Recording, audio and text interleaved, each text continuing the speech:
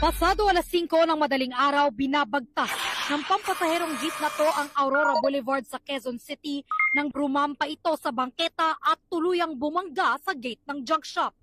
Nadamay pati ang nakaparadang sasakyan ng may-ari. Isa-isang lumabas ang mga sakay ng jeep.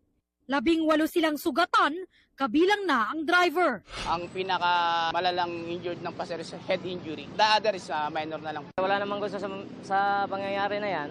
Sa akin lang na mabayaran din yung damage. Lalo na yung gate ko. Agad dinala sa ospital ang ilang pasahero at ang iba binigyan muna ng paunang lunas. Kwento ng ilang sakay ng jeep. Sobrang bilis na mag-drive kanina. Tapos ang lakas po ng tugtog. Ang sarap ng tugtog niya. Natutuwa pa siya, tapos sinabihan ka siya. Kuya, kung pwede na dandahan lang. Galing Cubao ang jeep na biyaheng Kogyo. Paliwanag ng driver. Pagka ligo ko po ng kanan, yun na po, ayaw na po bumalik ng manibela. Hindi ko naman po kagad basta-basta may pepreno po yun. Ayon sa mga otoridad, hindi naman daw nakainom ang driver.